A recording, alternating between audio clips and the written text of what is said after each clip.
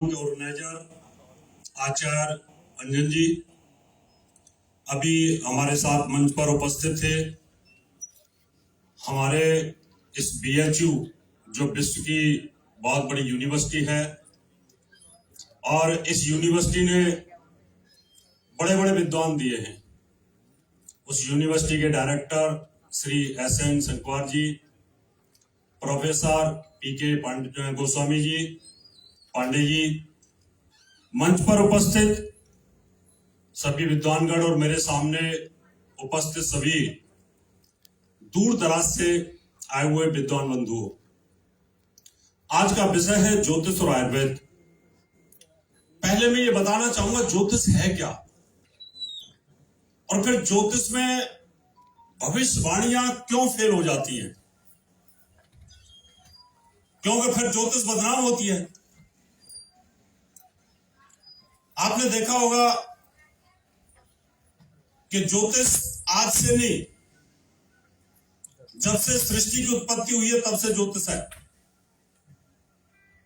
और ज्योतिष को जानने के लिए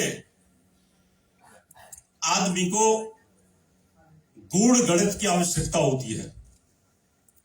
गूढ़ गणित के साथ साथ मेमोरी की आवश्यकता होती है, और हमारे मन की जो गति है इतनी फास्ट होनी चाहिए कि हम बहुत जल्दी यूनिवर्स ब्रह्मांड के अंदर ग्रहों की गति की कैलकुलेशन कर लें। ज्योतिष एक विज्ञान है, लेकिन बहुत सारे वैज्ञानिक मानते नहीं है कि यह विज्ञान है, वो कहते हैं अंधविश्वास है। लेकिन जब मेरी वैज्ञानिकों के साथ टीवी के ऊपर डिबेट होती है तो भागते हुए नजर आते हैं। हमारे यहां पर भी बीएचयू में वैज्ञानिक है, धर्म के भी वैज्ञानिक है और वैसे भी वैज्ञानिक है। तो ज्योतिष किस प्रकार से काम करती है, अगर कोई ज्योतिषी इस बात को समझ गया तो उससे बड़ा कोई ज्योतिषी हो नहीं सकता, उससे बड़ा भविष्यवक्ता कोई हो नहीं सकता। पहले मैं आपको ये बताऊंगा ज्योतिष काम कैसे करती है, इसका सिद्धांत क्या है। ये एक मोबाइल सेट है कि मुझे बताना इसलिए पड़ेगा कि हमारे सामने बड़े बड़े विद्वान हमारे प्रोफेसर बैठे हुए हैं, क्योंकि वही पढ़ाते भी हैं हमें। लेकिन अनुभव बहुत बड़ी बात होती है। ये जो मोबाइल है ये एक टावर के साथ जुड़ा हुआ है, और वो टावर सैटेलाइट के साथ जुड़ी हुई है, और सैटेलाइट को बोलते हैं उपग्रह।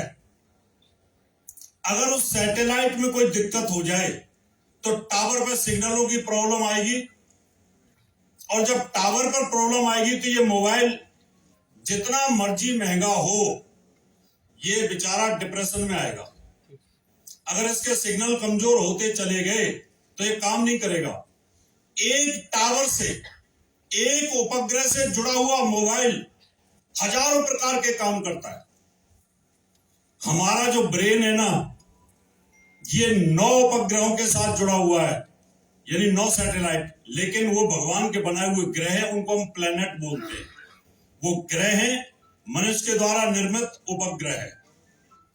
अगर आपको ये पता हो कि ये हमारा पूरा शरीर 9 ग्रहों से कहां जुड़ा हुआ है हमारे सेंसरों के साथ, तो आप तुरंत इतनी एक्यूरेट कैलकुलेशन कर सकते हैं कि अगर आज चंद्रमा आपका नीच गति में जा रहा है और चंद्रमा मन के साथ जुड़ा हुआ है, तो इसका मतलब मन के ऊपर प्रभाव आएगा, और जब मन पर प्रभाव आएगा तो मन 5 इंद्रियों को संचालित करता है और 5 कर्मेंद्रियों को संचालित करता है। तो एक ज्योतिषी तुरंत बता सकता है कि अब आपको भूख, प्यास, सुनना, बेचैनी, टेंशन, तनाव होना शुरू हो जाएगा। 75% पानी है पृथ्वी के ऊपर, हमारे शरीर में भी 75% पानी है। जब चंद्रमा में फ्लक्चुएशन ऊपर होनी शुरू होती है तो चंद्रमा के साथ हम लिंक है, यहां पर हमारा मन चंद्रमा के साथ लिंक है, तो वहीं पर हमें प्रॉब्लम आनी शुरू हो जाएगी। और चंद्रमा की गति, चंद्रमा की दशा और चंद्रमा के गोचर को देख करके हम बताते हैं कि अब 2.25 दिन तक आपको डिप्रेशन रहेगा। और चंद्रमा गलती से नीच का हो, राहु के साथ हो या शनि के साथ हो, तो फिर हम ये कहेंगे, या अमावस्या का हो तो फिर हम ये कहना शुरू कर देते हैं अब तो आपको डिप्रेशन आएगा, और उस समय आदमी को सुसाइडल टेंडेंसी आनी शुरू होती है। और अगर दशा भी चल रही हो, अंतरदशा भी राहु की चल रही हो, और गोचर के अंदर ऐसी सिचुएशन आ जाए तो हम लिख देते हैं कि ये व्यक्ति इस समय सुसाइड कर जाएगा। अब ज्योतिषी को अगर अंतरिक्ष की स्थिति का ना पता हो और यहाँ की स्थिति का ना पता हो तो उसकी कैलकुलेशन सही नहीं आती। अब यहाँ आयुर्वेद क्या करेगा? आयुर्वेद क्या करेगा कि आपके मन को मजबूत करने की दवाइयां और जड़ी बूटी देगा। इसका मतलब आपने जो चंद्रमा की रेज आ रही थी उस रेज को कंट्रोल करने के लिए आपने बॉडी के सेंसरों को मजबूत कर दिया, आपने अंदर बॉडी को मजबूत कर लिया तो आप ठीक हो गए। इसका मतलब ऋषि मुनि जानते थे कि ज्योतिष आपको ये बताएगा कि आने वाला समय कैसा है, और फिर उपाय आयुर्वेद का आचार्य बताएगा, वैद्य बताएगा।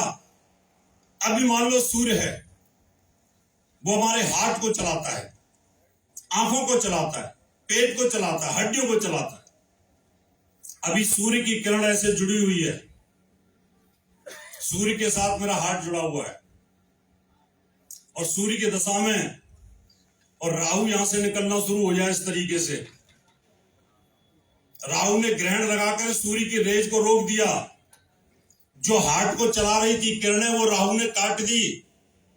विजिबल नहीं है, इफेक्टिव है। ज्योतिष का 50% पार्ट जो है विजिबल है, इफेक्टिव है, कैलकुलेटिव है, और 50% नहीं है।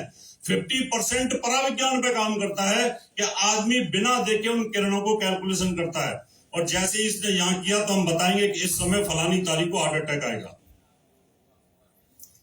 अभी इस समय सूर्य जो है केतु की युति में आ गया है 17 तारीख को, और मैंने यूट्यूब पे भविष्यवाणी कर रखी है कि इस समय कोई राजा, उसको तकलीफ होगी। वो 1 हफ्ते पहले तकलीफ की थी, 2 हफ्ते पहले वीडियो, 3 हफ्ते पहले वीडियो बनाए थे, और मैंने कहा था कि कोई राजा पदमुक्त होगा और कोई राजा अपनी आयु को खो बैठेगा। तो सत्यपाल मलिक और झारखंड के पूर्व मुख्यमंत्री दोनों चले गए स्वर्गलोक को, और राष्ट्रपति उपराष्ट्रपति धनखड़ साहब को पद मुक्त होना पड़ा। इससे पहले अगर बहुत सारे लोग मेरे YouTube को सब्सक्राइब करके बैठे होंगे तो मैंने 7 भविष्यवाणियां की थी।